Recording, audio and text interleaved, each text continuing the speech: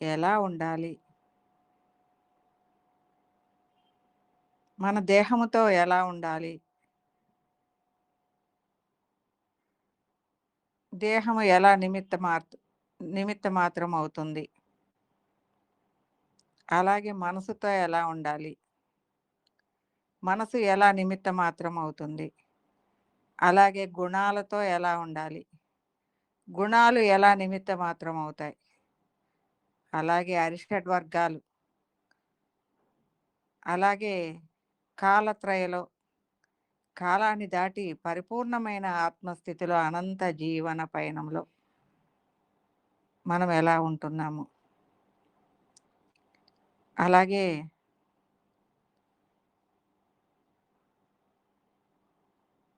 పూర్తి ఆత్మస్థితిలోకి దృష్టి పెట్టిన నీవు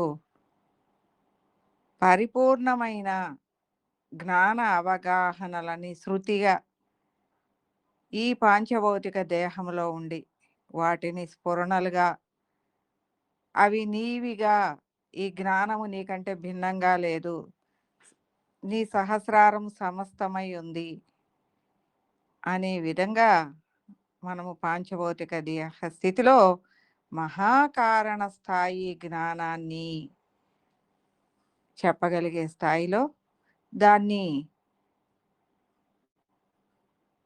మనము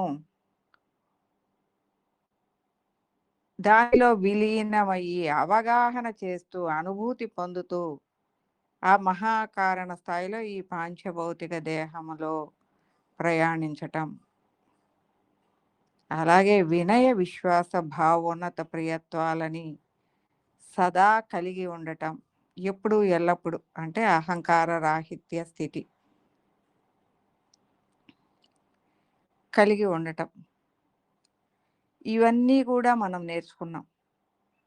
అలాగే నీ ఆలోచనలు ఎలా ఉన్నాయి అంటే నీ స్పందన, ప్రతిస్పందన అనేది ఎలా ఈ సమస్తంలో ఉన్న భగవంతుడు మనతో స్పందన ప్రతిస్పందనాత్మకంగా మనని ఎలా నడిపిస్తున్నాడు. అలాగే నీ మనసుని దేని మీద దృష్టి పెడితే ఆ వైపు గమనంగా ఆ స్థితిగతులు ఎలా ఏర్పడుతున్నాయి ప్రాపంచికంగాను ఆధ్యాత్మికంగాను. ఇలా వీటన్నిటి గురించి మనం తెలుసుకున్నాం. అలాగే గురువు అంటే ఏంటి? దైవము అంటే ఏంటి? ఉమ్, ఎందుకు ఆధ్యాత్మికం చెయ్యాలి? ఆధ్యాత్మికం అంటే ఏంటి? ఈ ఆధ్యాత్మికం అసలు ఎందుకు చెయ్యాలి? సత్యాత్మావిష్కార అన్వేషణ అంటే ఏంటి? ఈ అన్వేషణలో ఏమేమి విషయాలని పరమ గురువులు మనకు తెలియజేశారు. మనము వాటిని ఈ మార్గంలో ఎలా పయనం చేస్తున్నాము? ఈ మార్గం యొక్క విశిష్టత ఏంటి? ఎందుకు ఈ మార్గంలో మనము త్వరగా మనని మనం తెలుసుకుంటూ మన లోపలికి ప్రయాణిస్తూ ఆత్మ జ్ఞాన స్థితిలో త్వరగా కనెక్టివిటీగా ప్రయాణం చేయగలుగుతున్నాం అంటే మనోయోగ సాధన. మనోయోగం మనసు జ్ఞానంతో లయం అవటమే యోగం. అదే సాధన ఇక్కడ. అదే దీన్ని మనం ఏం చెప్తామంటే మనోవేగ సాధన.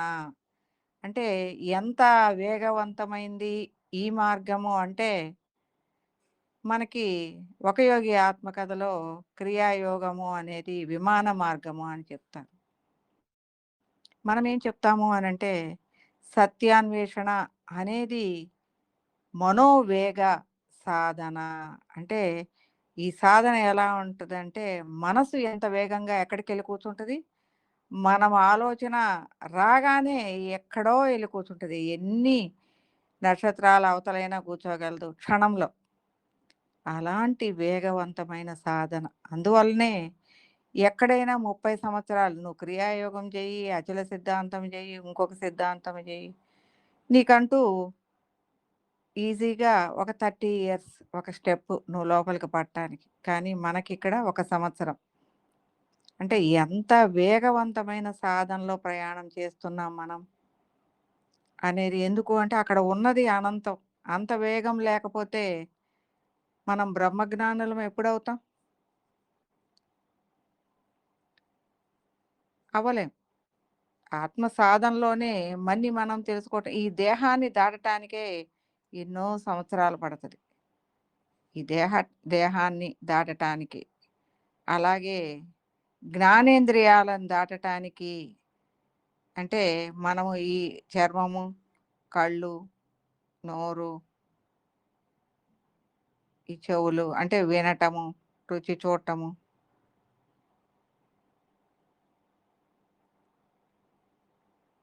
ఇవన్నీ కూడా దాటాలి అంటే ఇవన్నీ లేనివి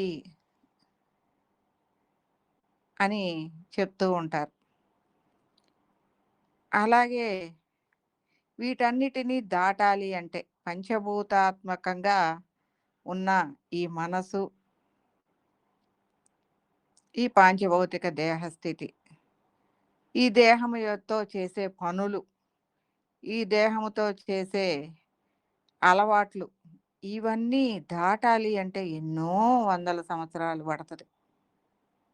జన్మలు పడుతుంది. కానీ ఇక్కడ మనం ఏం చేస్తున్నాము అంటే ఈ జన్మలోనే మనము జన్మరాహిత్యాన్ని పొందాలి అన్న విధంగా మనం ప్రయాణిస్తున్నాం. మరి అలా సాలి అంటే ఎంత వేగవంతమైన సాధన చేస్తే అలా ప్రయాణించవచ్చు అనేది, అంత వేగవంతమైన మనోవేగ సాధనగా మనము ముందుకి ప్రయాణం చేస్తూ ఉన్నాం కదా! మరి ఈ మనోవేగ సాధనలో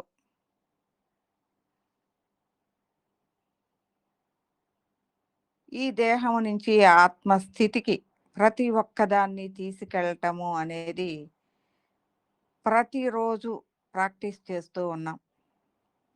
ఎలా? ఏదైతే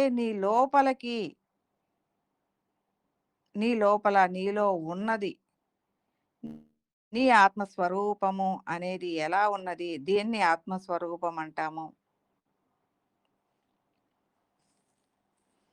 దేన్ని ఆత్మస్వరూపం అంటాము?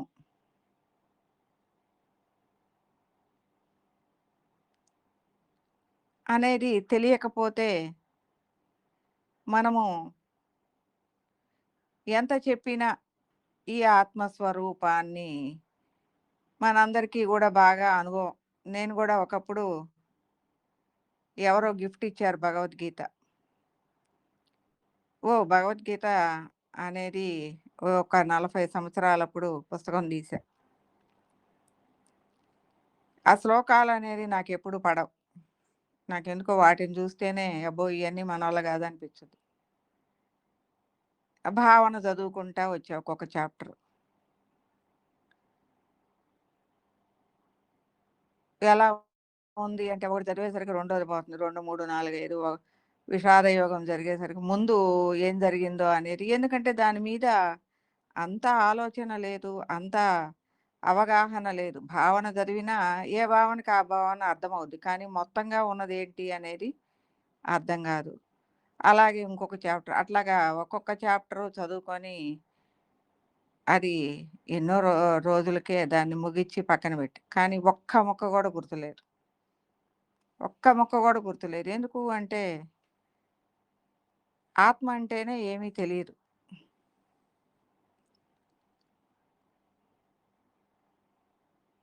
ఏమీ తెలియని మనం ఆ భావన చదివినా గూడా అది అర్థమైనట్టే ఉంటది. దాని లోపల పరమార్థం అర్థం గాదు.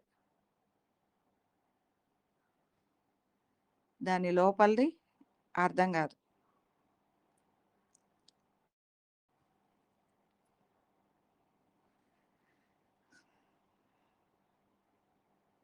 మరి అదే ఈ సత్యాన్వేషణలోకి వచ్చిన తర్వాత ఈ ఆత్మ అంటే ఏంటి అనేది అర్థమైన తర్వాత,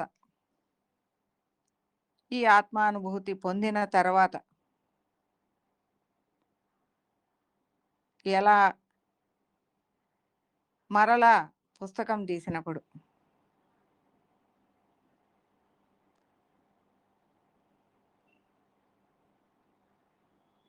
ఇక్కడ ఈ విషయం మీకు చాలా సార్లు చెప్పాను. ఈ మార్గంలోకొచ్చిన తర్వాత ఎట్ ద బిగినింగ్ స్టేజ్‌లో భగవద్గీత మీద ఒక 10 మంది బాగా సాధన చేస్తూ ఉన్నారు.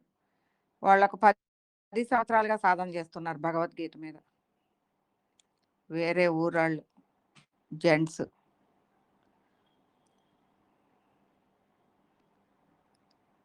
నేనేమో అప్పటికి ఆధ్యాత్మికంలోకొచ్చి రెండో సంవత్సరమే.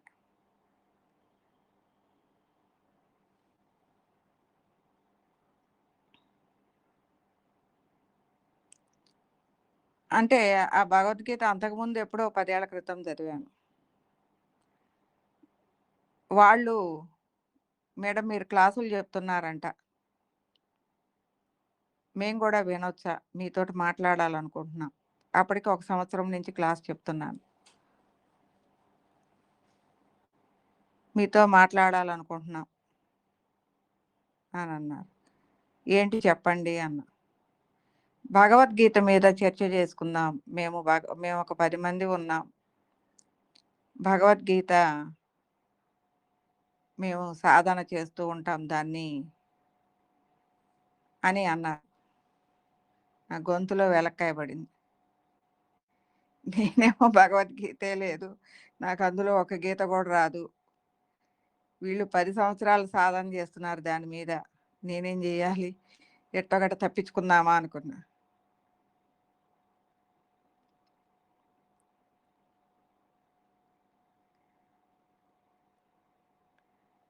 అని అనుకోని ఆ! ఊ అని ఎప్పుడు మాట్లాడదాం మేడం? ఎప్పుడు కలుద్దాం మేడం అని అడిగారు వాళ్ళు.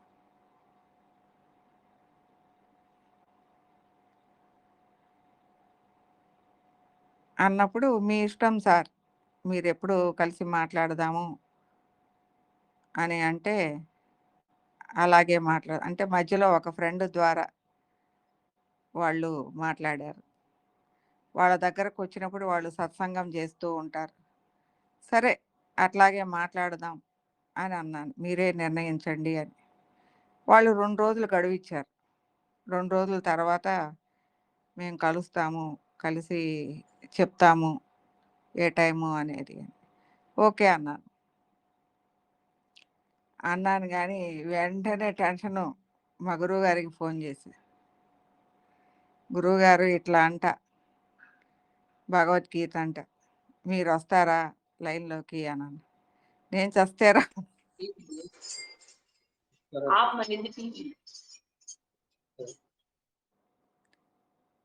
నేను చస్తే రాను. నీ పని అయిపోయింది ఈ దెబ్బతో. నీకసలేమొచ్చు? ఆ! ఎళ్ళు మాట్లాడు. నీకేం రాదు కదా! అదే జెప్పు. ఏముంది అందులో ఫీల్ అవ్వటానికి అనన్నారు. అట్లెట్లా జెప్తాను గురువుగారు ఛాలెంజ్ గదా! అలా ఎందుకంటారు? మీరు గూడా లైన్‌లోకి రండి అనన్నా. నాకు కుదరదులే నేను రాను అన్నారు. ఓరి దేవుడా! ఇప్పుడు నేనేం జేయాలి? అని అనుకున్నప్పుడు కృష్ణ భగవానుడు మీ అందరికీ చాలా సార్లు చెప్పానిది.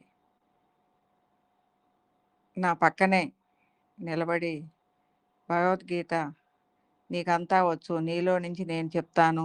నువ్వు ముందుకెళ్ళు అన్నారు.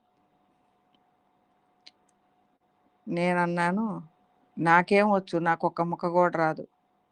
నేనెప్పుడూ అలాంటి శ్లోకాలు గూడా వినను. నాకు నచ్చదు శ్లోకాలు చెప్పటం అనేది. ఎందుకంటే దాంట్లో మధురము అనేది నాకనిపించదు.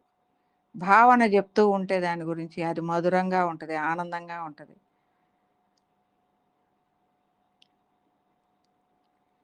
నాకు రాదు అనన్నాను. లేదు నువ్వు చెప్పగలవు. వాళ్ళు 10 సంవత్సరాలు సాధన చేసినా నువ్వు దాన్ని చెప్పగలవు అనన్నారు. దాని గురించి ఆలోచించవద్దు అన్నారు. ఏం జేయాలి? వాళ్ళ ముందు నలుగురిలో నవ్వుల పాలవనా అని అడిగాను. లేదు పుస్తకం తీయి అన్నారు. ఇప్పుడు చదువు అన్నారు. నేను హెడ్డింగ్ చదివాను. అర్జున విషాద యోగము. విషాద యోగం. ఇలా ఒక్కొక్క హెడ్డింగ్ చదువుతూ ఇంకా మళ్ళీ కనీసం కిందకి కూడా చూడలేదు. హెడ్డింగ్ చదవగానే ఎందుకు విషాదం వస్తుంది? విషయ అవగాహన లేనప్పుడు విషాదం వస్తుంది. ఇట్లాగా ఒక్కొక్క చాప్టరు హెడ్డింగ్ ఓపెన్ చేయటం. హెడ్డింగ్ చదవగానే ఒక అవగాహన వచ్చేస్తుంది. అంటే ఆ చాప్టర్‌లో ఉన్నదంతా గూడా ఒక నాలెడ్జ్‌గా తెలుస్తుంది. హెడ్డింగ్ చదవగానే దాని గురించి నేను చెప్పగలుగుతున్నా. మాట్లాడగలుగుతున్నా. ఇది అనిపించింది. నిజంగా నేను చాలా ఆశ్చర్యపోయాను. ఏమీ రాని నాకు ఇంతటి అవగాహన ఇచ్చారు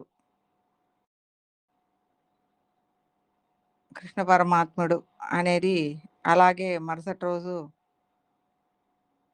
వాళ్ళ దగ్గరికి ఇంకో ఇద్దరిని అంటే నా దగ్గర క్లాసులు వింటున్న ఇంకో ఇద్దరం గూడా అందరం ఎళ్ళాం.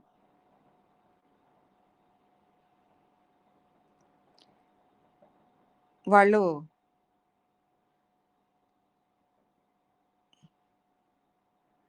మాట్లాడుతూ ఆధ్యాత్మికంలో ఎప్పటినుంచున్నారు?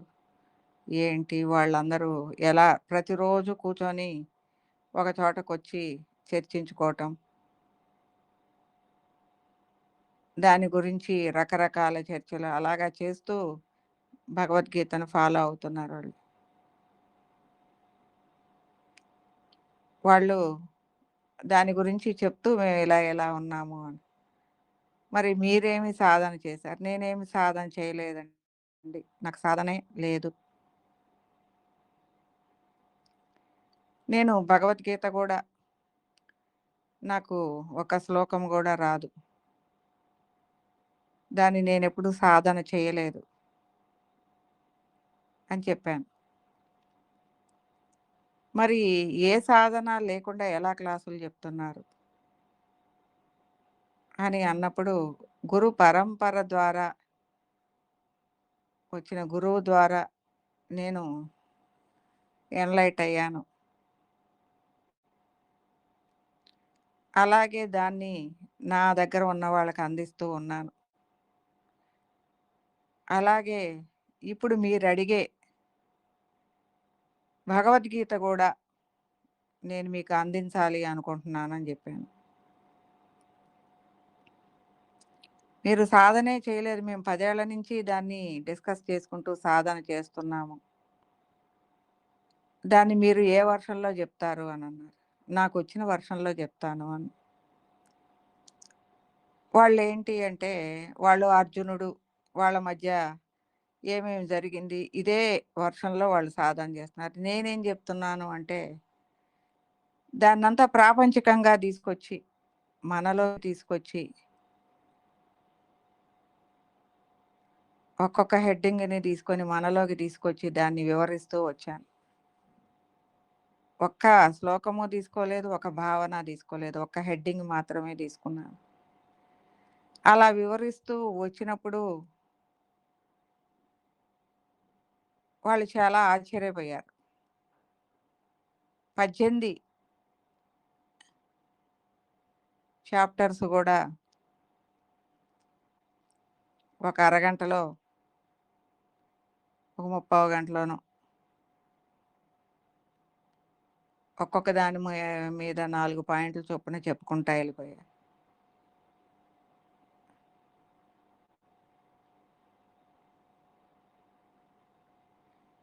వాళ్ళు చాలా ఆశ్చర్యపోయారు. ఎందుకు అంటే, మేమసలు ఈ వర్షన్ ఎప్పుడు వినలేదు. అసలు ఇలాంటి ఆలోచన ఉంటది అనేది కూడా మాకు తెలియదు. దీన్ని ఇంత తేలిగ్గా అధ్యయనం చేయవచ్చు అనేది మాకు ఆశ్చర్యం కలిగిస్తుంది. మేము ఒక్కొక్క చాప్టర్ ఒక్కొక్క సంవత్సరం పడుతుంది మాకు. ఒక్కొక్క శ్లోకాన్ని పట్టుకొని ఒక్కొక్క శ్లోకాన్ని దాన్ని నేర్చుకొని రాసి దాన్ని సాధన చేసి పట్టుకొని ఆ భావాన్ని పట్టుకొని ప్రయాణం చేస్తూ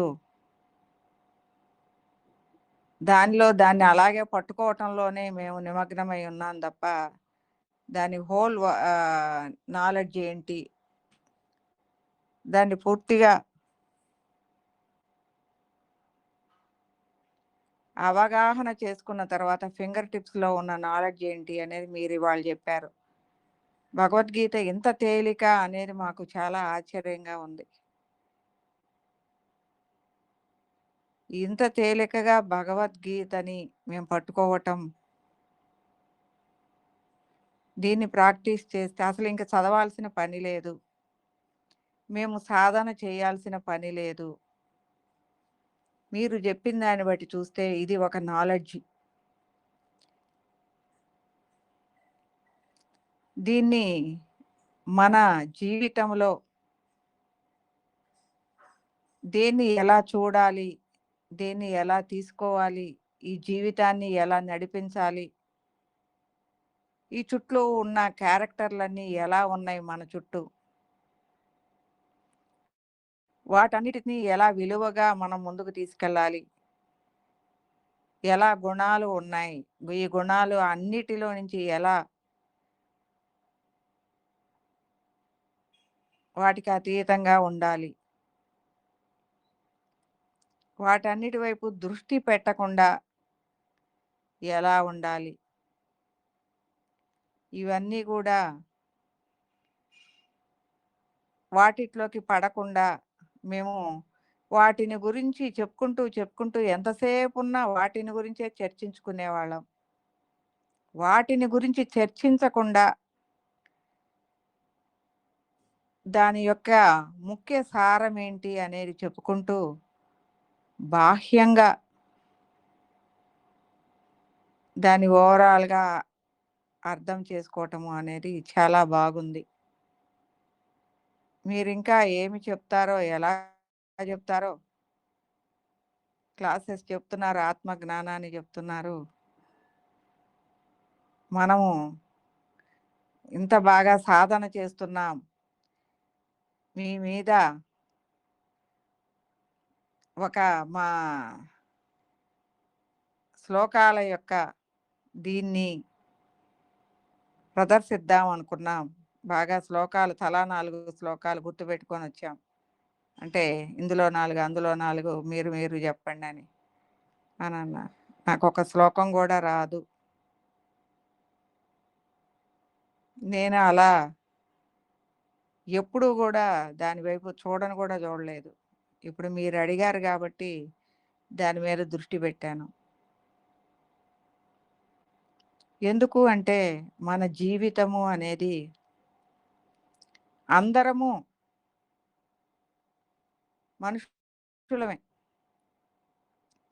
అందరం పొద్దున్నే లేస్తున్నాం, మన పనులు మనం చేసుకుంటున్నాం, ఆకలి అవుతుంది, అన్నం తింటున్నాం, నిద్ర వస్తుంది, నిద్రపోతున్నాం. ప్రతిరోజు ఇలాగే గడుస్తుంది. అంటే అందరూ అనుభవించే ఈ సేమే.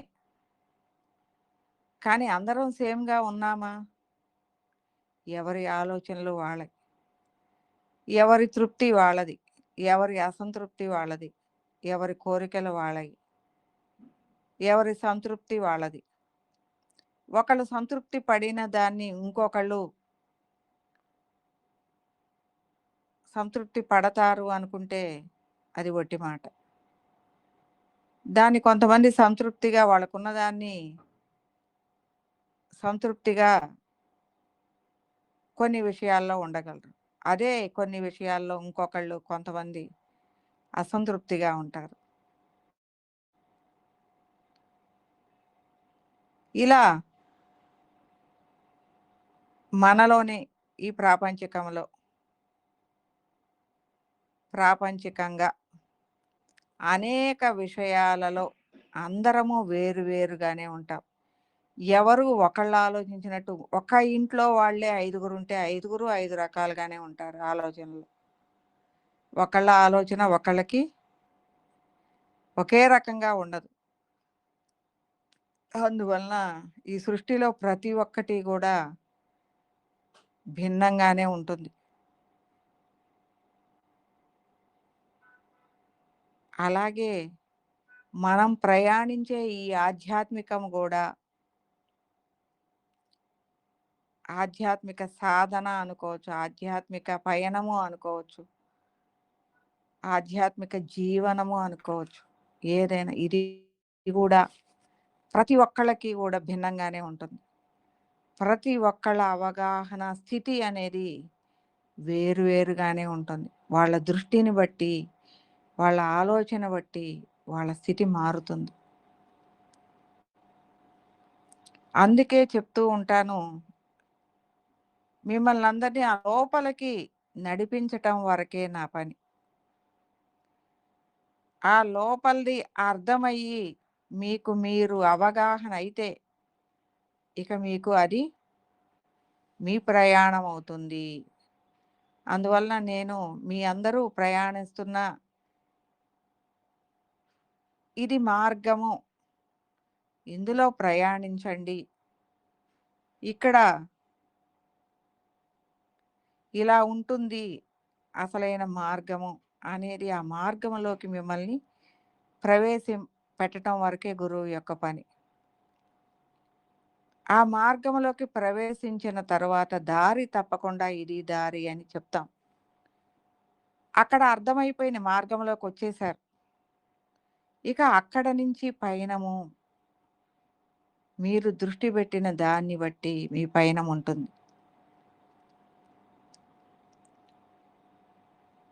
మీ యొక్క అవగాహన ఉంటుంది. మీ అధ్యయనం ఉంటుంది. మిమ్మల్ని మీరు తెలుసుకొనటం ఉంటుంది.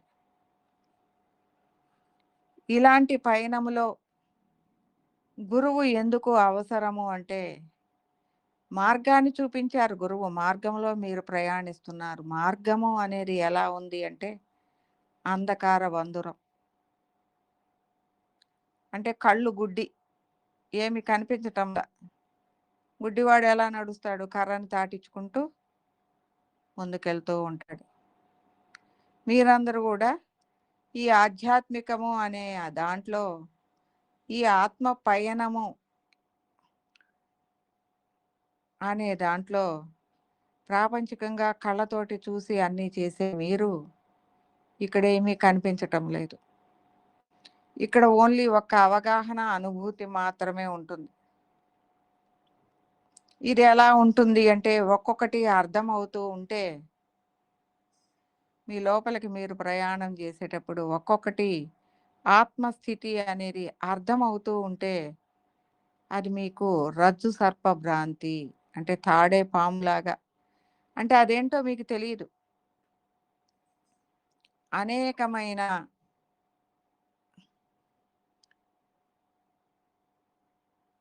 విషయాలు, అనేకమైన ఆత్మస్థితులు మీకు అర్థం గాకుండా ఆ భ్రాంతిలాగా ఇదేంటో ఇలా నా మీదకొస్తుంది. ఇదేంటో నాకు తెలియటం లేదు. ఇలా నా ఆలోచన ఇలా ఉంది. ఇదేంటో ఇలా అనేక విషయాలు, అనేకమైన అనుభూతులు మీ మిమ్మల్ని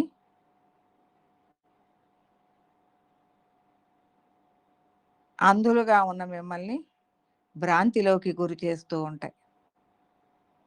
అదేంటో అని ప్రతి ఒక్కటి భయపడుతూ ఉంటారు. అక్కడ గురువు సపోర్ట్ అవసరం. ఎందుకు అంటే ఒక భయము అనేది వస్తుంది. ఎందుకు అంటే అక్కడ ఏమొస్తుందో ఏమీ తెలియదు. అది అర్థం గాని స్థితిలో ఉన్నప్పుడు గురువు యొక్క అవసరం ఉంటుంది. అప్పుడు గురువుతో చర్చించాలి. మాకు ఇలా ఉంది ఈ పయనంలో. మేము ఇలా ఉన్నాము. మాకిలాగా ఇబ్బందిగా ఉంది. అన్నప్పుడు గురువు అవన్నీ గూడా అనుభవించి, అవగాహన చేసుకొని, వాటన్నిటిని దాటి ముందుకు ప్రయాణం చేసి, ఆత్మానుభూతి పొందిన గురువైతే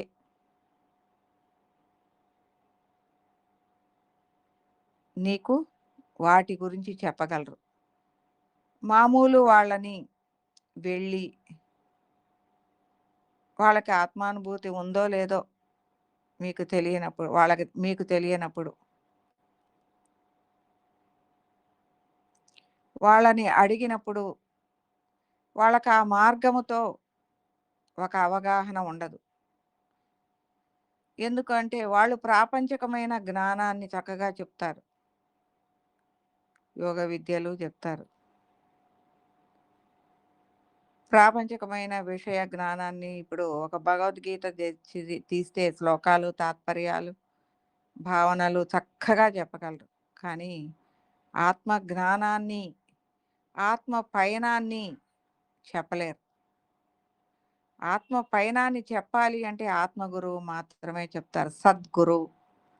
సత్ సాంగత్యాన్ని, సత్ అవగాహనని కలిగి ఉన్న సద్గురువు మాత్రమే ఆ సత్ యొక్క మార్గాన్ని చెప్పగలరు.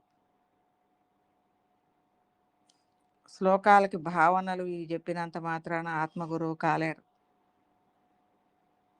వాళ్ళు కూడా ఆత్మగురువు దగ్గరికి ప్రయాణం చేయాల్సిందే.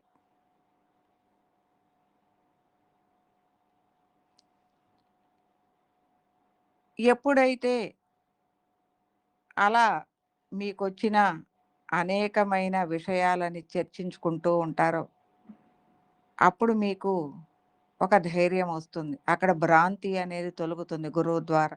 ఓహ్! మేము వెళ్తున్న దారి కరెక్ట్‌గానే ఉంది. మా దారి మార్గము కరెక్ట్‌గానే ఉంది. మేము ప్రయాణించేది. మేము ఏదైతే చెప్పామో మాకు మా గురువుగారు దాన్ని పూర్తిగా అర్థం చేసుకున్నారు కాబట్టి దాన్ని చెప్పగానే విశ్లేషించగలిగారు.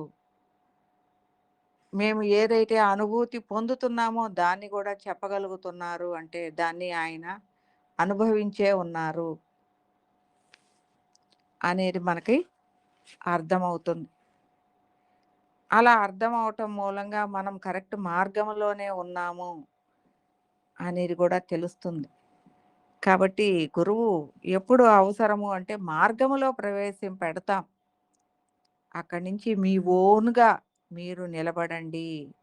మీరు ఆత్మ యొక్క అవగాహనలు మీకు ప్రతి ఒక్కళ్ళకి వేరు వేరుగానే ఉంటాయి.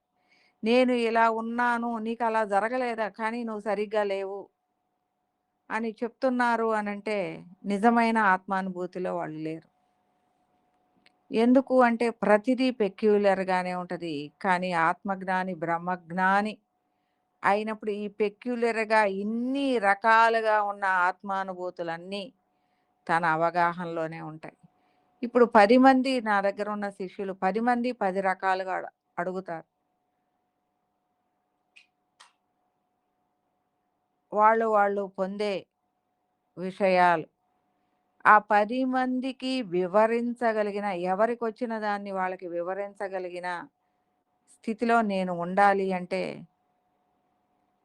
ఆ 10 మంది యొక్క దృష్టి ఎక్కడ ఉంది? ఎలా ఉన్నారు? వాళ్ళ అవగాహన ఏంటి? అన్నది నాలో లయమయ్యే ఉండాలి. ఎందుకు అంటే వాళ్ళు నా మీద దృష్టి పెట్టి ప్రయాణం చేస్తూ ఉన్నారు.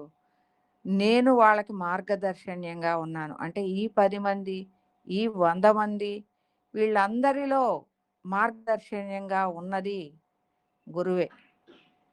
అందువలన గురువుకి తెలియందేమి ఉండదు.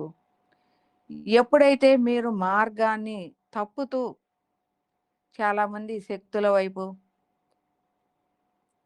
చాలామంది అనేక విషయాల వైపు దృష్టి పెడుతూ ఉంటారు. సిద్ధులు అంటారు. శక్తులు అంటారు. మళ్ళీ ఉపాసనా క్రమంలోకి అంటే శాక్తేయము అని, మంత్రతంత్ర విద్యలని, శక్తి కావాలి అని ఇలాంటి రకరకాల వైపు అట్రాక్షన్స్ మనము ప్రయాణం చేసేటప్పుడు వస్తూ ఉంటాయి. దశ మహావిద్యలని.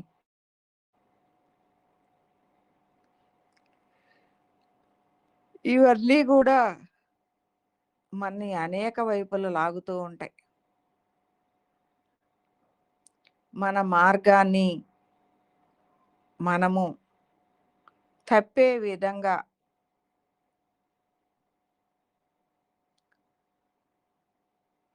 అనేక ప్రభావాలు మన చుట్టూ వస్తూనే ఉంటాయి. అనేక ప్రభావాలు అంటే ఎయ్యి ముట్టడించి మిమ్మల్నేమి లాగి పీకి చంపేయవు.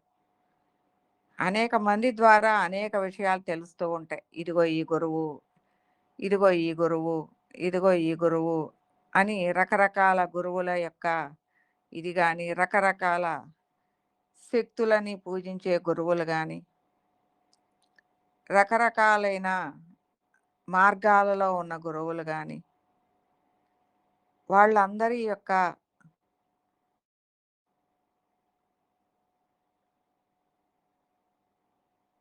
ప్రవేశము జరుగుతూ ఉంటుంది. మనం ప్రయాణిస్తూ ఉన్నప్పుడు. మనం ఏం చేస్తాము అంటే అట్రాక్ట్ అవుతాం. మీరు ఇదిగో ఈ ఉపాసన చేయండి అమ్మవారిని. మీరు ఇంత బాగా ఎదుగుతారు. మీరు శక్తివంతంగా ఆ శక్తిని ఉపయోగించుకొని ఇది చేయొచ్చు అనగానే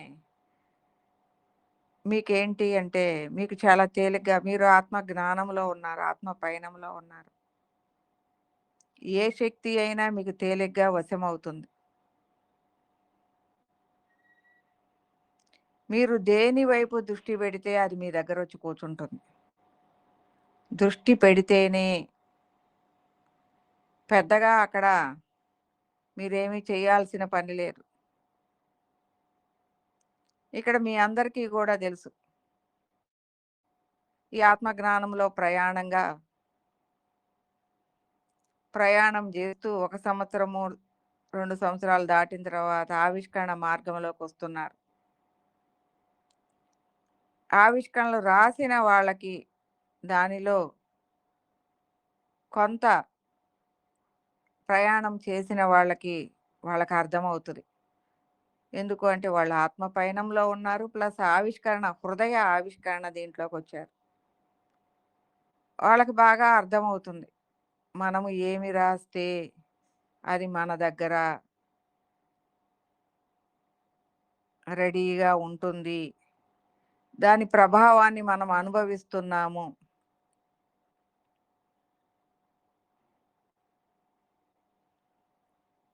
మహా అవతార్ బాబాజీ గురించి రాస్తే అవతార్ బాబాజీ అక్కడే కూర్చొనుంటారు.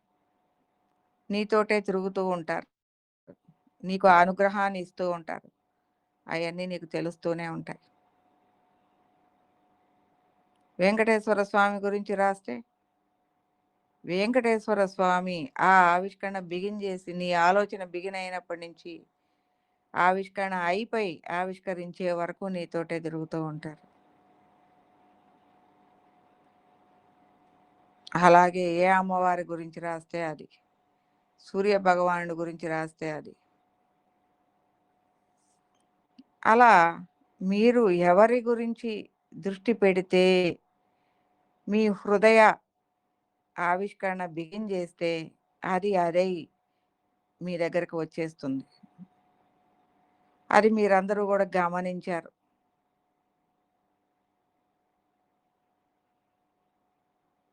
కాబట్టి ఆత్మ జ్ఞాన మార్గములో మీరు రకరకాల సిద్ధులు, రకరకాల మార్గాల వైపు దృష్టి పెడితే మీరు వెంటనే ఎన్లైట్ అవుతారు. ఎన్లైట్ అవుతారు. మీరే అదవుతారు. దశ మహావిద్యల యొక్క శక్తులు మీరే అవుతారు. అనేక సిద్ధులు మీరే అవుతారు. అనేక శక్తులు కూడా మీరే అవుతారు. అందరూ చేసినంత సంవత్సరాల సాధన మీకు అవసరంలా. ఒక్కొక్క శక్తిని కొన్ని రోజుల్లోనే సాధించుకోవచ్చు. ఇంకా ప్రయాణం చేసినట్లయితే అలా దృష్టి పెట్టగానే అన్ని శక్తులు మీవవుతాయి. కానీ ఏమవుతుంది? అన్ని శక్తులు పెట్టుకున్న వాళ్ళు శక్తివంతంగా ఉన్నప్పుడు ఆలోచన సరిగా లేకపోతే ఆ శక్తులన్నీ వాళ్ళ మీద ప్రభావవంతంగా పనిచేస్తూ ఉంటాయి.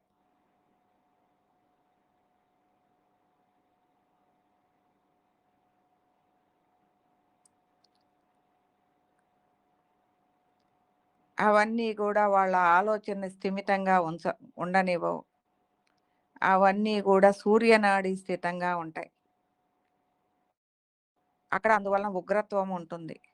చపల చిత్తం ఉంటుంది. గుణాలు భగ్గుమంటూ ఉంటాయి. అరిషడ్ వర్గాలు భగ్గుమంటూ ఉంటాయి.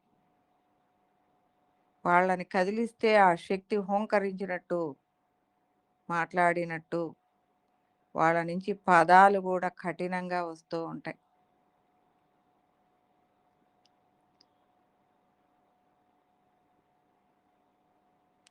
వాళ్ళ జీవితము అనేది ప్రశాంతంగా, హాయిగా, ఆనందంగా, చంద్రునితో లయమైన చల్లదనంగా ఉండదు. సూర్యునితో లయమైన వెచ్చదనంగా ఉంటుంది. ఉడుకుతూ ఉంటుంది.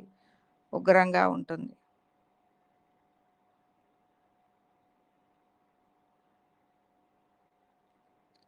వాళ్ళ ఆలోచనలు శక్తివంతంగా, ఉగ్రంగా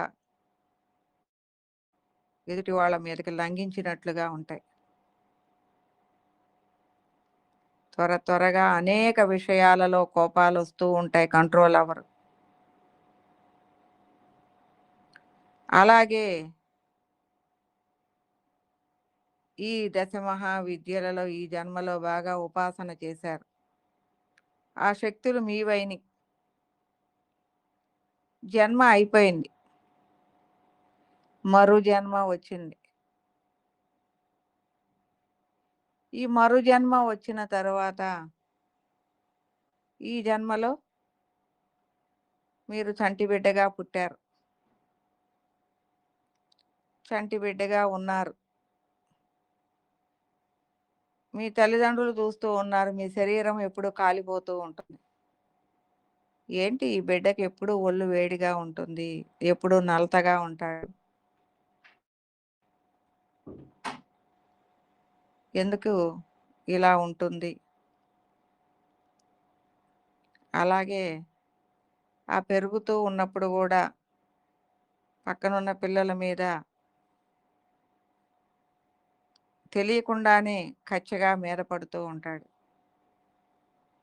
ఆ శక్తి అంతకుముందు జన్మలో చేసిన ఉపాసన చేసిన శక్తి అనేది ఈ జన్మలో కనెక్టివిటీగా లేదు. ఇతనికేమీ తెలియదు. దాని గురించిన ఆత్మస్థితి గాని, ఇవన్నీ ఏమీ తెలియవు. తను చేసిన విద్యలు గాని ఇవన్నీ తెలియవు. కానీ ఆ శక్తులు ఇతని మీద ఆత్మస్థితిలో ఉండి పని చేస్తూ ఉంటాయి. ఇతను ఏమి చెయ్యాలి అన్నా మమ్మల్ని గుర్తు తెచ్చుకో, మమ్మల్ని ఇది చేసుకో, మమ్మల్ని గుర్తించు, మాకు మమ్మల్ని ఉపాసన చెయ్యి అన్న విధంగా అవేం చేస్తాయి అంటే అవి గుర్తు రావాలి అంటే ఇతని జీవితాన్ని అనేకమైన కష్టాలు పెడతాయి. ఎందుకంటే కష్టాలు పెడితే కదా భగవంతుడి వైపుకి తిరిగేది. జీవితంలో ఏది దగ్గరికి రావాలన్నా రాకుండా అనేక ఒత్తిళ్లు తీసుకొస్తాయి.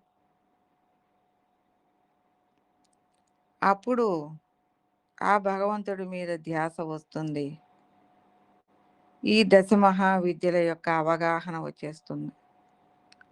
ఎందుకంటే ఆల్రెడీ అయి అవగాహన అయ్యే ఉన్నాయి తన సోల్‌లో. ఎప్పుడైతే ఏ ఆధ్యాత్మికం మీద ఆత్మ వైపు దృష్టి పెట్టి ప్రయాణం బిగిన్ అవుతుందో చకా అయన్నీ అవగాహన అవుతాయి. ఎందుకంటే అంతకుముందు చదివిన చదువే అది. అదేమి ఇక్కడ కనెక్టివిటీ అయిపోయింది. ఇక్కడ కనెక్టివిటీ అయ్యి చకచకా వచ్చింది. ఇప్పుడేంటి అంటే అహంకారం వచ్చేసింది. నేను వీళ్ళందరికంటే ఇక్కడ ఏంటి అంటే అంతకుముందు నేను చదివేశాను ఇయన్నీ అంటే అట్లా ఉండదు. నేనే గొప్ప. నాకు వెంటనే అర్థమైపోయింది. నేను ఏదడిగితే అది వచ్చేస్తుంది ఇక్కడికి. నేనే గొప్ప అంటూ నాలో అహంకారము, మదమాత్సర్యాలు ఇవన్నీ గూడా నాలో బాగా ఎందుకంటే ఏం జేయకుండానే వచ్చేసినియి గదా శక్తులు. వచ్చేసినియి. ఇప్పుడు నేనేం జేస్తాను అంటే, ఇతరులు నా మాట వినకపోతే వాళ్ళ మీద ప్రయోగిస్తున్నాను. వాళ్ళందరి మీదకి లంఘిస్తున్నాను. నా మనసు కంట్రోల్ అవ్వట్ల. దుష్టమైన ఆలోచనలు ఎవరు బాగా ఉన్నా ఓర్చుకోలేకపోతున్నాను.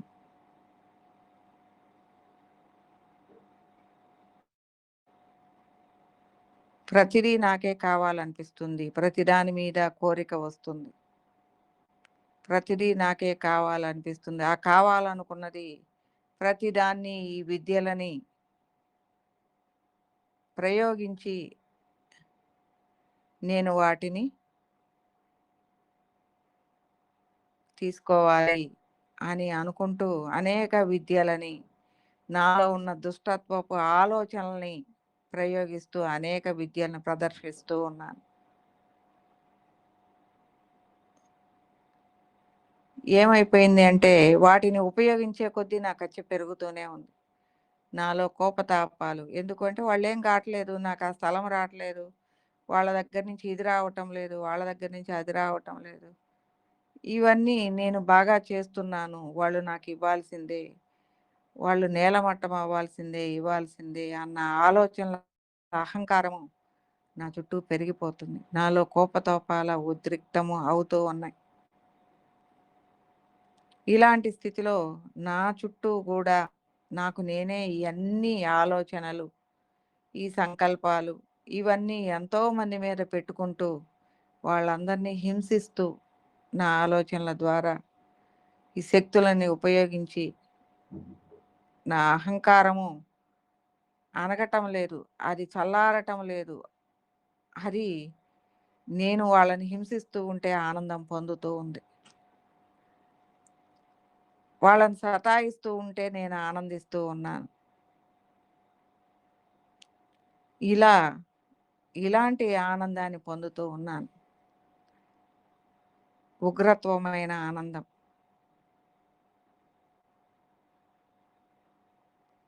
ఇలాంటి స్థితిలో ఉన్న నేను మరణించాను.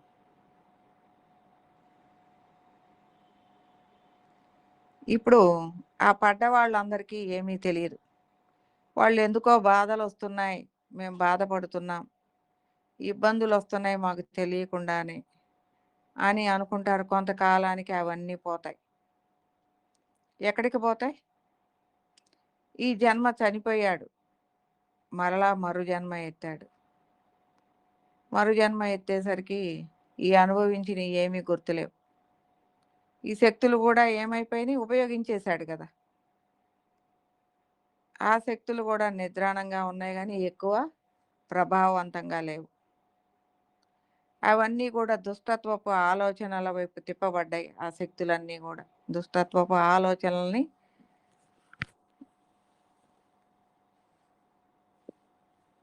కదా! అతను ప్రయోగించింది. ఆ శక్తులన్నీ ఏమైపోయినాయి? తన శక్తులన్నీ దుష్టత్వం అయిపోయినాయి. ఇప్పుడు అంతకుముందు ఇబ్బంది పెట్టినయన్నీ, ఇబ్బంది పెట్టిన వాళ్ళ మీద ఇయన్నీ వీళ్ళ ఆలోచనలు వీళ్ళకే గదా! అవన్నీ వాళ్ళకి కాలంలో అవన్నీ గూడా క్లియర్ అయిపోయినాయి. ఆ క్లియర్ అయిపోయినయన్నీ ఎవరైతే పెట్టారో ఈ సంకల్ప మారంగా, భావన మాత్రగా అవన్నీ వాళ్ళకే. ఇప్పుడు మనం స్వస్వరూపాత్మకంగా ఉన్నాం. కోపంతో, ద్వేషంతో వాళ్ళ మీద దృష్టి సారించినప్పుడు, దృష్టి పెట్టినప్పుడు కూడా ఆలోచన దుష్టంగా పెట్టినప్పుడు, అహంకారంగా పెట్టినప్పుడు, కోపంగా పెట్టినప్పుడు అవతలి వాళ్ళకి ఇబ్బంది కలుగుతుంది. డెఫినెట్‌గా కలుగుతుంది. ఎందుకంటే స్వస్వరూపాత్మకంగా ఉన్నాం. కానీ అది తాత్కాలికమే అవతలి వాడికి. అందులో నువ్వు 100% ప్రయోగిస్తే నీ అహంకారం ఛాయలు అక్కడ 10% పనిచేస్తది.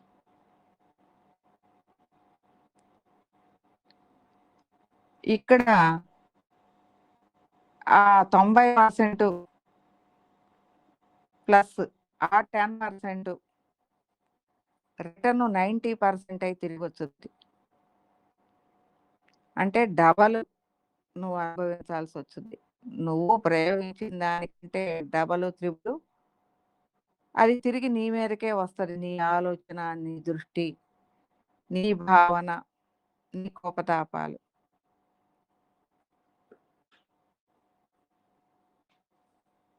ఎందుకు అంటే స్వస్వరూపాత్మకంగా ఉన్నప్పుడు ఎప్పుడు ఎలా ఉన్నా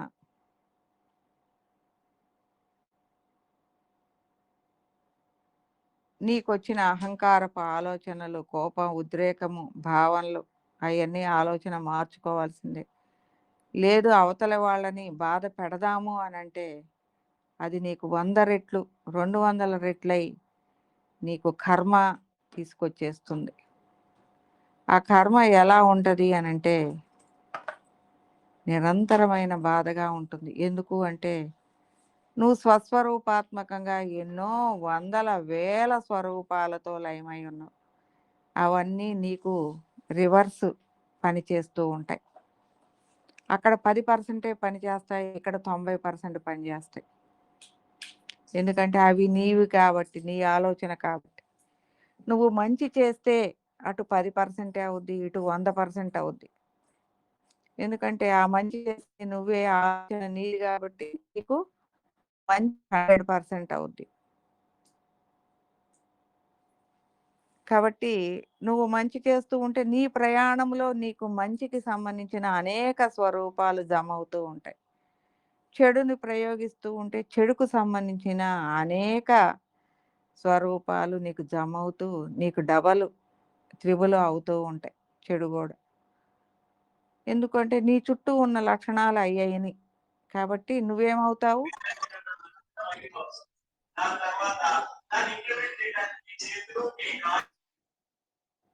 నలపబడుతూ ఉంటావు జీవితంలో. అలాగే ఆ శక్తుల్ని ఉపయోగించి అనేక ప్రయోగాలు చేసిన అతను కూడా తరువాతి జన్మలలో ఏమీ తెలియని స్థితిలో ప్రయాణం చేస్తున్నప్పుడు అంతకుముందు శక్తులు దుర్మార్గంగా ఉన్న వాళ్ళ యొక్క ప్రభావాలు అలాంటి వాళ్ళు ఆలోచనలు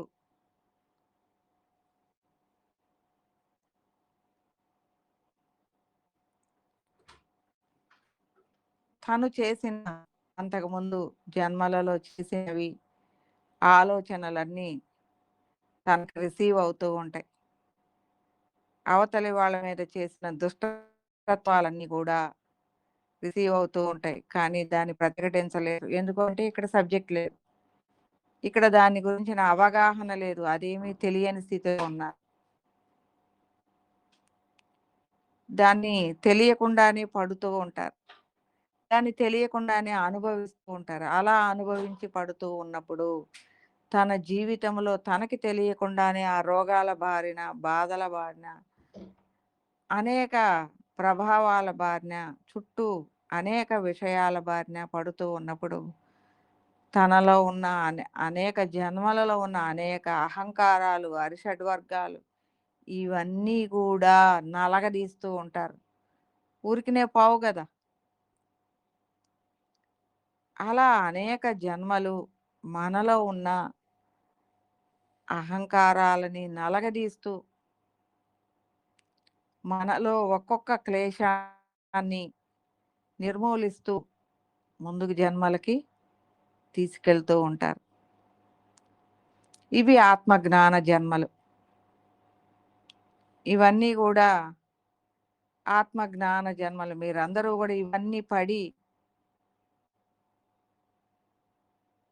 ఆత్మజ్ఞాన జన్మలకి వచ్చారు. మీలో ఉన్న అనేక క్లేశాలన్నీ నిర్మూలించుకుంటూ, మిమ్మల్ని మీరు ఎరుక చేసుకుంటూ, మీలో ఉన్న అనేక దుష్ప్రభావాలు వాటిని మీకుగా మీరు తెలుసుకుంటూ ఈ మనోవేగ సాధన అనే ఈ సత్యాన్వేషణ మార్గములో ప్రయాణిస్తూ చాలా త్వరగా వాటన్నిటినీ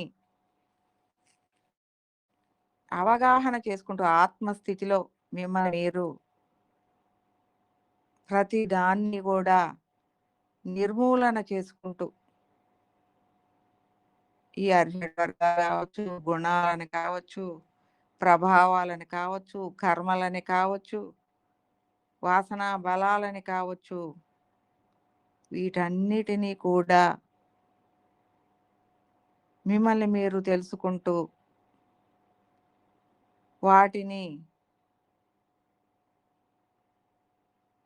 గ్రహిస్తూ వాటిని ఎలా నిర్మూలింపబడుతున్నాయి నీ నుంచి అనేది నీకే తెలుస్తూ ఉంటుంది.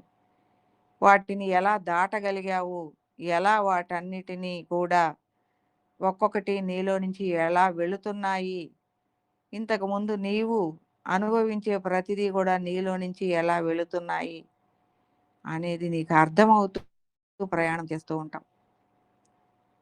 ఇలా అర్థం అవటమే నీకు నువ్వు కర్మలని జ్ఞానాబ్దిగా దగ్ధ కర్మానం అంటే నీలో ఉన్న అనేక వాటిని నీకు నువ్వే తెలుసుకుంటూ వాటిని దాటుకుంటూ ప్రయాణం చేస్తూ ఉంటావు. అంటే నీ చుట్టూ అనేక జన్మలలో ఉన్న ప్రభావాలు ఒక్కొక్కటి కరిగిపోతూ ఉంటాయి. నువ్వు స్వస్వరూపాత్మకంగా జ్ఞాన ప్రకాశముతో వ్యాపకత్వం పెంచుకుంటూ ప్రయాణించేటప్పుడు నీ చుట్టూ బందీకృతంగా ఉన్న ఈ కర్మలు అవి బంధ విముక్తమైపోతూ ఉంటాయి. అంటే ఈ జ్ఞానముతో ఆ బంధాలని నీకు నువ్వే తెంచుకుంటూ ఉంటావు. ఇక్కడ ఎవరో వచ్చి ఏదో వచ్చి చేస్తారా అనుకోవటం పొరపాటు. గురువు వీటన్నిటిలో నీకు మార్గాన్ని ఇస్తారు. గురువు ఎందుకు అంటే నువ్వు అక్కడ విలవిలలాడుతూ ఉంటావు. నీ కర్మలని తెంచుకోలేక మార్గము అనేది నిన్ను ఎప్పటికప్పుడు మార్గాన్ని మారుతూ ఉంటుంది. అనేక ప్రభావాలు నీ కోసం ఎదురు చూస్తూ ఉంటాయి. ఎప్పుడు ఎదురు చూస్తూనే ఉంటాయి.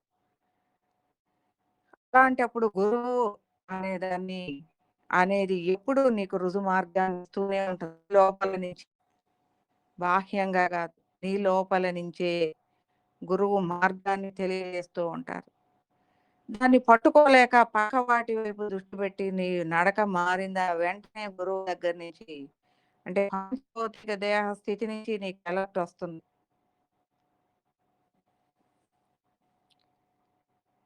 నా దగ్గర నుంచి డైరెక్ట్ గా ఫోన్ వస్తుంది మీకు, నువ్వు మార్గాన్ని తప్పుతున్నావు అని.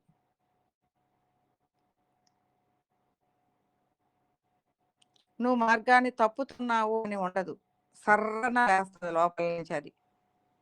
ఏం చేస్తున్నావు నువ్వు, ఎలా ఉన్నావు, ఎందుకు మాట్లాడలేదు, ఇది రకరకాలైన ప్రభావాలు రకరకాలైన విషయాలతో అది ముడిపడి ఉంటుంది. కానీ నువ్వు ఈ మార్గంలో ఉన్నావు, నువ్వు ఇలా చేస్తున్నావు అని అందు.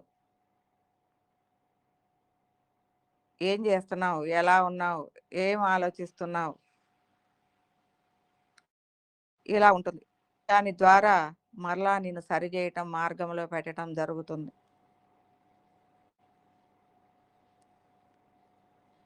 నీ ఆలోచన ఏదై ఉందో అది కరెక్ట్ కాదు అంటూ మార్గాన్ని మళ్ళిస్తుంది.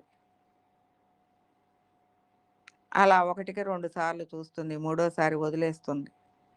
ఎందుకు అంటే ఈ గురువు యొక్క ప్రభావం కంటే నీ ఆలోచన ప్రభావం ఇంకా గొప్పది. అది నీది. అది ప్రభావవంతంగా పని చేస్తుంది. అది దాని కోరిక ఆ వైపు ఉంది. దాని మోహము అనేది ఆ వైపు ఉంది. అది బలంగా పనిచేస్తుంది ఈ గురువు చెప్పిన దానికంటే కూడా. కాబట్టి నీ ఆలోచన వైపుకి నువ్వు మొగ్గుతావు. ఇక్కడ గురువు యొక్క వాక్యాన్ని దాటుతావు. అప్పుడు నీ ప్రయాణం పక్క ప్రయాణం అవుతుంది. కొంత ప్రయాణం చేసిన తర్వాత ఏవేవైతే నువ్వు ఇప్పటివరకు వదిలేసుకున్నావో, అంటే ఈ ఆత్మజ్ఞాన ప్రయాణంలో నీలో ఉన్న వాసన బలాలు, కర్మలు ఇవన్నీ వదిలేసుకున్నావు. ముందుకెళ్తున్నావు. ఆ బంధాల నుంచి తప్పుకున్నావు. ఇప్పుడేం చేస్తున్నావు అంటే పక్క ప్రయాణం చేశావు. ఇప్పుడేమవుతున్నాయి అంటే ఇయన్నీ మరలా పట్టుకుంటాయి. ఇవన్నీ ఏవేవైతే వదిలేసుకొని ముందుకెళ్ళావో, ఇవన్నీ నువ్వు దారి తప్పగానే ఇవన్నీ మరలా నిన్ను చేరుకుంటాయి. ఇవన్నీ నిన్ను ముట్టడిస్తాయి.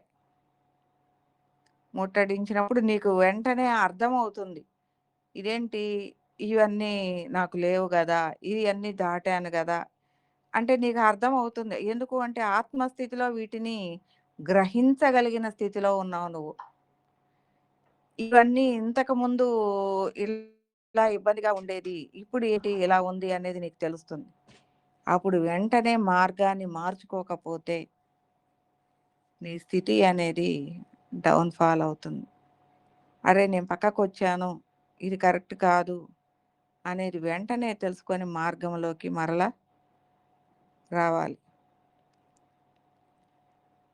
ఆ రావటం మరలా ప్రయాణించినప్పుడు మరలా సరే మరలా గురువుని పట్టుకొని మరలా దాని మీద దృష్టి పెట్టి ప్రయాణించినప్పుడు త్వరగా ఎక్కడి నుంచి అయితే జారావో మరలా త్వరగా అక్కడికెళ్తావు. నీ చుట్టూ ఉన్న ఇవి మరలా నిర్మూలింపబడతాయి.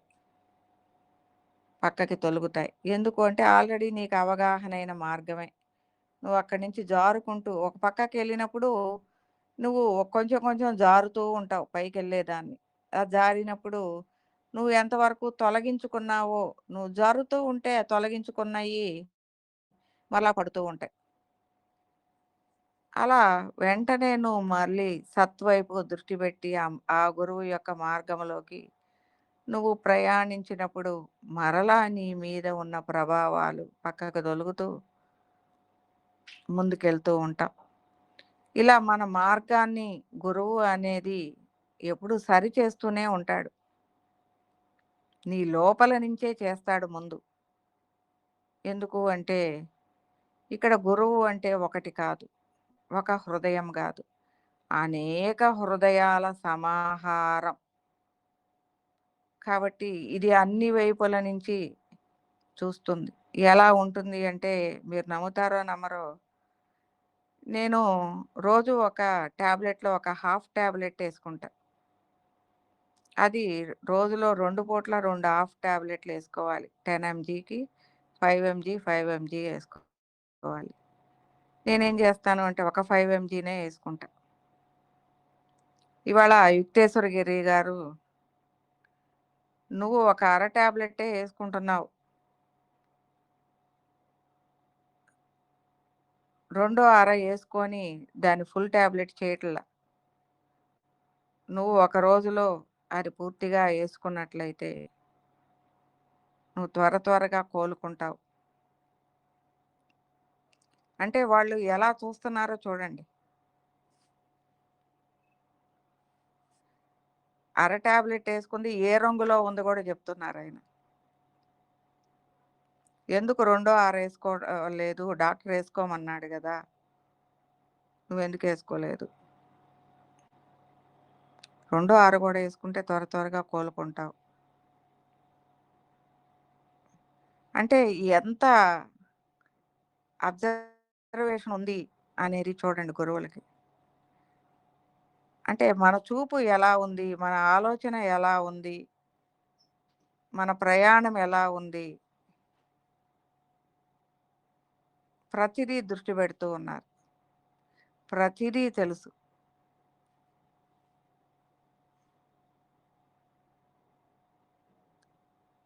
మరి గురు సాంగత్యము అనేది ఎలా ఉంటుంది అంటే, మనకంటే ముందే మన ముందు గురువు ప్రయాణం ఉంటుంది.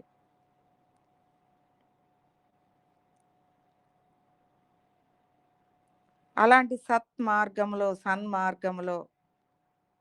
సత్‌ని అవగాహన చేసుకున్న సద్గురువుతో ప్రయాణము అనేది, సద్గురు పరంపర యొక్క ప్రభావము అనేది నీకు ఎప్పటికప్పుడు తెలియజేస్తూనే ఉంటుంది నువ్విది అని. అందువల్ల మన మార్గంలో ప్రతి గురువు సమస్త విశ్వ హృదయ సద్గురు పరంపర అని చెప్తాం. సమస్తములో ఉన్న అనేక గురు పరంపరల సమాహారాన్ని మనం విశ్వసిస్తూ ఉన్నాం.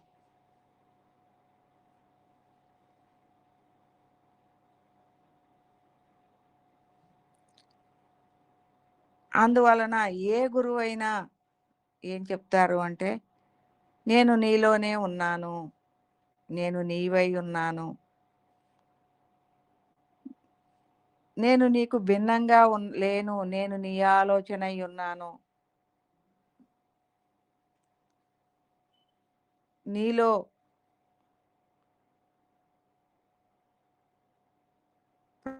ప్రతి ఆలోచన నేనై ఉన్నాను అని మనకి తెలియజేస్తూనే ఉంటారు.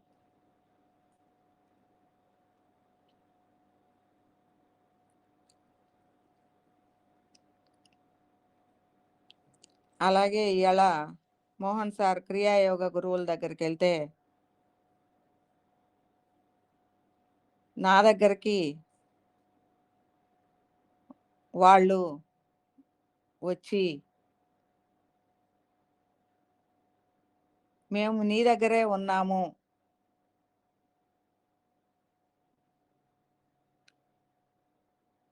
ఇక్కడ వాళ్ళు ఎక్కడికి ఎళ్ళాల్సిన పని లేదు.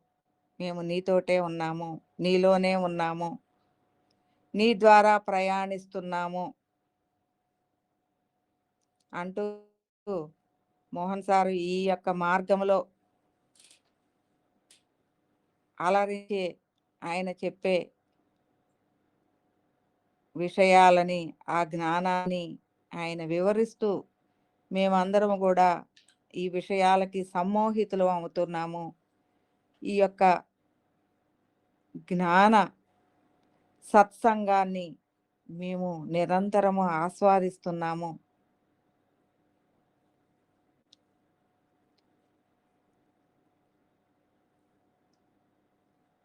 ఆయన చేసే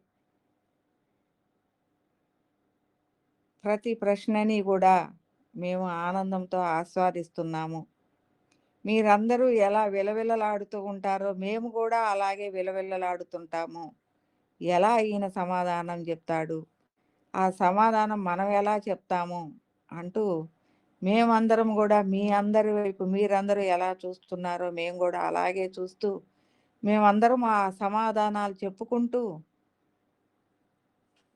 మమ్మల్ని అందరినీ కూడా అలరిస్తూ ఉంది ఈ సత్సంగము. ఈ సత్సంగంలో మేము కూడా భాగమై ఉన్నాము. ఈ వారం రోజులు ఈ సత్సంగం లేనందుకు మనకంటే వాళ్ళు ఎక్కువగా ఎదురు చూసాము. మరలా ఈ సత్సంగం ఎప్పుడు జరుగుతుందా అని ఎదురు చూస్తూ ఉన్నాము. ప్రతి ఈ సత్సంగం ఎప్పుడు బిగిన్ అవుతుందా అని మేమందరం ఉత్సాహంగా చూస్తూ ఉంటాము. ఇక్కడ చెప్పుకునే మాటలు మా హృదయాలని తాకుతూ ఉంటాయి. ఆనందిస్తూ ఉంటాం. మేము మీ అందరి ద్వారా ఆలోచిస్తూ ఉంటాం. స్పందిస్తూ ఉంటాం. మీ అందరిలో నుంచి మాట్లాడుతూ ఉంటాం.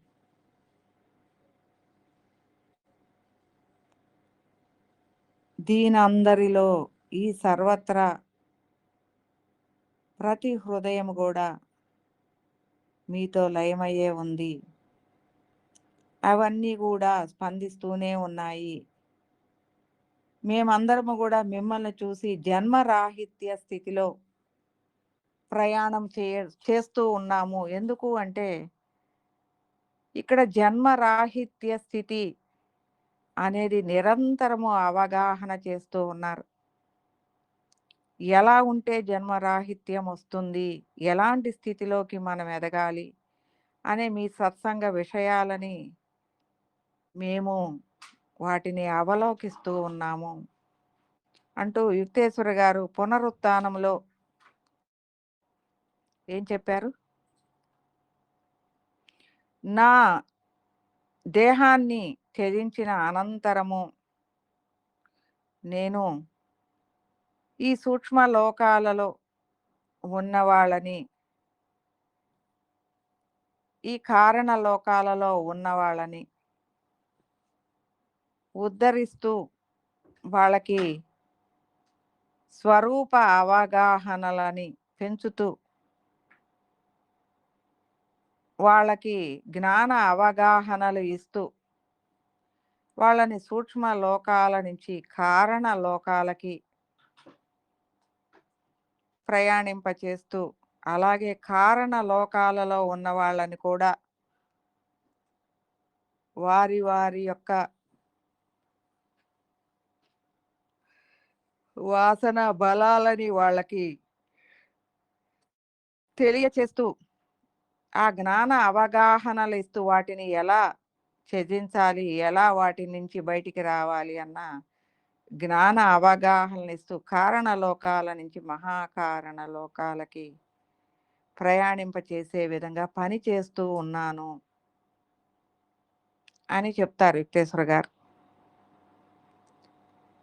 అని చెప్తూ నేను జన్మ తీసుకోలేదు.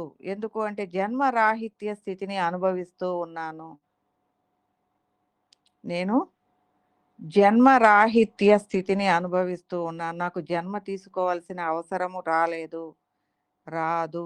ఎందుకు అంటే నేను చేయాల్సిన పని కొన్ని వేల సంవత్సరాల వరకు నాకు ఉంది. నాకు అవగాహనగానే ఉంది. కాబట్టి నేను ఈ యొక్క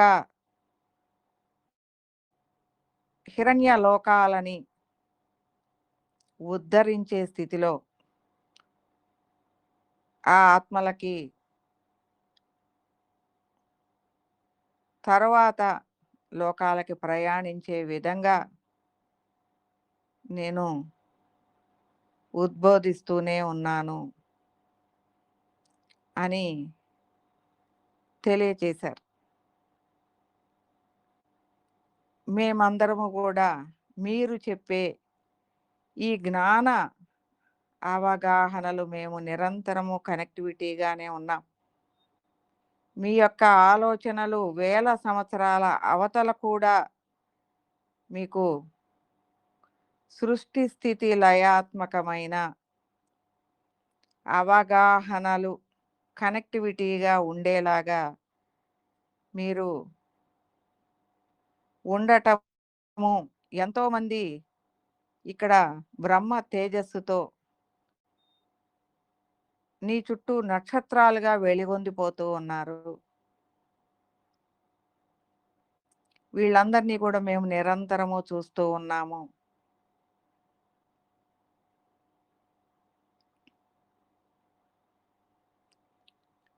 వీళ్ళందరూ కూడా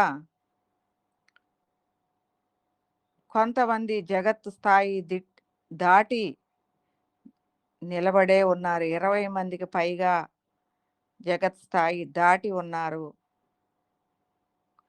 విశ్వస్థాయి స్థితిగతులలో వాళ్ళ హృదయాలు అవగాహనగా నిలబడి ఉన్నాయి. అందులో ఆడవాళ్లే ఎక్కువ. వీళ్ళందరినీ చూస్తూ ఉంటే మేమందరం బ్రహ్మానందం పొందుతూ ఉన్నాము. ఇంతమంది ఇక్కడ బ్రహ్మ జ్ఞానులుగా బ్రహ్మ తేజస్సుతో ఉండటము, ఇంతమంది తతిమా వాళ్ళందరూ కూడా మేమందరము కూడా అదే దీక్షతో ఉన్నాము అన్న విధంగా ప్రతి ఒక్కళ్ళు అందరినీ ఎదిగించటము అనేది చాలా అద్భుతంగా ఉంది. ఒక్క నువ్వే కాదు, నీ చుట్టూ ఉన్న ఆ 10 మంది ఇంకొక 10 మందిని పట్టుకొని నడిపించటము అనేది చాలా ఆనందంగా ఉంది.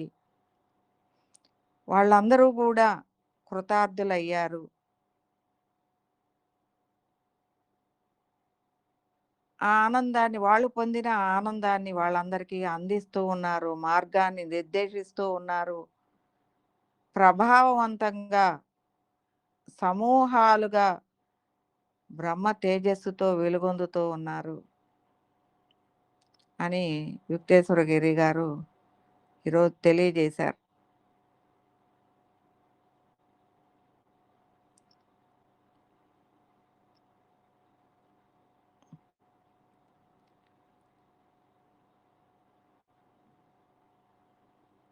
ఇక్కడ మీ అందరికీ కూడా తెలుసు. ఎవరు మన దాంట్లో ఎక్కడికెళ్ళినా, ఏ గుడికెళ్ళినా, ఏ గురువుల్ని చూడటానికెళ్ళినా, అక్కడి నుంచి కనెక్టివిటీగా నా దగ్గరకొచ్చేస్తదది. ఆ సోలు దేవతలదైనా అవ్వచ్చు, గురువులదైనా అవ్వచ్చు, ఎవరిదైనా అవ్వచ్చు. అది వెంటనే మనకిక్కడ కనెక్టివిటీగా వచ్చి, మీ వాళ్ళు అక్కడికొచ్చారు. వాళ్ళ ద్వారా మేము నిన్నిక్కడికొచ్చాము అని తెలియజేస్తూ ఉంటారు. అది మీ అందరికీ గూడా మన వాళ్ళు తీర్థయాత్రలో ఎక్కడికెళ్ళినా, వాళ్ళ ద్వారా మనకి కనెక్టివిటీ అవుతూనే ఉంటారు. అది మీ అందరికీ గూడా చాలా సార్లు మనం వాటి గురించి చెప్పుకొనే ఉన్నాం. మేమిక్కడ మీతోటే ఉన్నాము. వీళ్ళు మా దగ్గర దాకా వచ్చారు. కానీ మేము నీతో ఇక్కడే ఉన్నాము అని తెలియజేస్తూ ఉంటారు. ఒకామె అలాగే మక్కా వెళ్తున్నానమ్మా అని చెప్పింది. అల్లా చెప్తున్నాడు, "నువ్వు రావద్దు. నేను ఇక్కడే ఉన్నాను. ఈమె దగ్గరే ఉన్నాను. నువ్వు ఈమెతో మాట్లాడితే నాతో మాట్లాడినట్టే. ఈమె దగ్గరకొస్తే నా దగ్గరకొచ్చినట్లే. నువ్వు రావద్దు. నువ్వు హాయిగా అక్కడే ఉండు" అని చెప్పాడు. టట్ నేనెళ్ళాల్సిందే. అదే మాట నాకేం తెలుసు నేను చెప్పాను. "ఆ! లేదు మేమెళ్ళాల్సిందే" అన్నాను. పాపం ఆమె ఫ్లైట్ ఎక్కిన దగ్గర నుంచి దిగేయటం వరకు జ్వరమొచ్చింది. ఆ దిగిన తర్వాత ఆ మక్కా వెళ్ళినప్పుడు ఆయన చూసిందో, నేనసలు చూశాను అని కూడా అనుకోవట్లేదు. అట్లా ఎట్లుంది అంటే ఒళ్ళు తెలియని కళ్ళు తిరగటం, జ్వరము, విపరీతమైన వామిటింగ్సు, ఇబ్బంది అనిపించింది. అసలు ఒళ్ళు తెలియకుండా వెళ్ళటము, రావటము జరిగింది. అక్కడ ఏది ఎంజాయ్ చేయలేకపోయాను. మళ్ళీ ఇక్కడ మా ఇంటికొచ్చేసరికి ఏమీ లేదు. శుభ్రంగా, హాయిగా, ప్రశాంతంగా ఉన్నాను. ఒక జ్వరము లేదు, వామిటింగు లేదు, ఇబ్బంది లేదు, ఏమీ లేదు. అంతా తీసేసినట్టు పోయింది అని ఆమె వెళ్ళేటప్పుడు చెప్పింది. వచ్చిన తర్వాత కూడా చెప్పి, "తల్లి నీకో దండం పెడతాను. ఆయన ఇక్కడే ఉన్నానని చెబితే నేను వినలేదు. ఈ పనయింది నాకు. ఇంటికొచ్చేసరికి ఏమీ లేదు. ఏ రోగం లేదు. శుభ్రంగా ఉన్నాను" అని చెప్పింది. అయన్నీ నాకు తెలీదు. వాళ్ళు చెప్పింది మీకు చెప్పాము. అంటే అంత ఇబ్బందులు ఉన్నాయి నీకు. ఇబ్బంది పడతావు కాబట్టి రావద్దు. నేనిక్కడే ఉన్నాను అని తెలియజేశాడాయన. ఎవరమైనా అంతే. ఇప్పుడు మనము ఎక్కడికైనా వెళ్ళాలి అంటే ఒక ఆనందంగా వెళ్ళటమే. కాకపోతే భగవంతుడు మనలోనే ఉన్నాడు అనే అవగాహనగా మనం ఉండాల్సిందే. ఎందుకంటే ఆది శంకరాచార్యులు కూడా అద్వైతాన్ని అంతా ఉన్నది నీవే. నీవే అదై ఉన్నావు. అన్నీ నీవే అయ్యున్నావు అని చెప్తూ కాశీ యాత్ర ఎళ్తారు. విశ్వేశ్వరుని దగ్గరికెళ్ళి "నువ్వు నాలోనే ఉన్నావు. నువ్వు వేరు గాదు" అని చెప్తూ, "నేను నీ దగ్గరికి వచ్చాను. నిన్ను వేరుగా చూస్తున్నాను అనే గదా!" అంటూ నేను చెప్పిందొకటి, చేసిందొకటి అని చెప్తాడు. కానీ ఇక్కడ తన హృదయముతో ఆ హృదయముని లయమయ్యే ఉన్నాడు. కానీ ఆ లయత్వము అనేది ఎలా ఉంటుంది అంటే, అది ప్రయాణం చేసినా, ప్రయాణం చేయకపోయినా, ఆ హృదయము అనేది ఒకదానికొకటి లయం చెందినప్పుడు, అవి నిరంతర ఆనందాన్ని ప్రకటన చేసుకుంటూ ఉంటాయి. అది పాంచభౌతిక దేహముతో వెళ్ళినా, వెళ్ళకుండా తన ఆలోచన అక్కడికి వెళ్ళినట్లుగా ఆలోచన పొందినా గూడా, ఆ 2 ఏకమవుతాయి. ఈరోజు చాలా రోజుల తర్వాత యుక్తేశ్వర గిరి గారిని కలవటము ఆయన ఒక బిడ్డగా, "తల్లి ఇన్నాళ్ళకి నన్ను తలుచుకున్నావా? నేను నీ దగ్గరికి రాగలిగాను" అంటూ ఒక తండ్రిలాగా ఒక చిన్న బిడ్డని ఎత్తుకున్నట్టు ఆయన కళ్ళ వెంట ధారాపాతంగా నీళ్లు కారిపోయినాయి. ఎందుకు అంటే అక్కడ ఏడుస్తున్నాడు అనేది కాదు. హృదయము అనేది ద్రవించింది. ఆనందముతో నా బిడ్డ దగ్గరికి నేను వచ్చాను.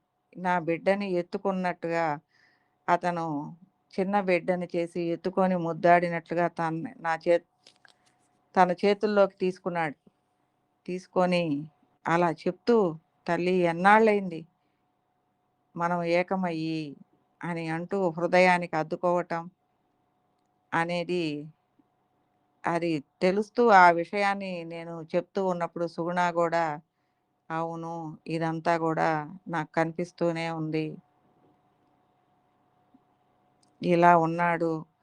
చాలా ప్రేమ మీరంటే ఆయనకి" అని చెప్తూ ఉన్నప్పుడు, ఆ హృదయ అనుసంధానము అనేది మనం మన హృదయము అనేది సదా వినయ విశ్వాస భావోన్నత ప్రియత్వాలతో మనం సదా ఉన్నప్పుడు ప్రతి హృదయము గూడా అలా మమేకత్వంగా, ఆనందంగా, ప్రియత్వంగా స్పందిస్తుంది. నేనే నీవై ఉన్నాను. నీవు నాకంటే వేరుగా లేవు అన్న విధంగా స్పందిస్తూ ఉంటుంది. కాబట్టి మనము అహంకారం లేకుండా నేననే స్థితిలో నిరంతరము అదే అయ్యుండటము, ఆ ఆలోచన అయ్యుండటమే మన ప్రయాణం. ఓకే.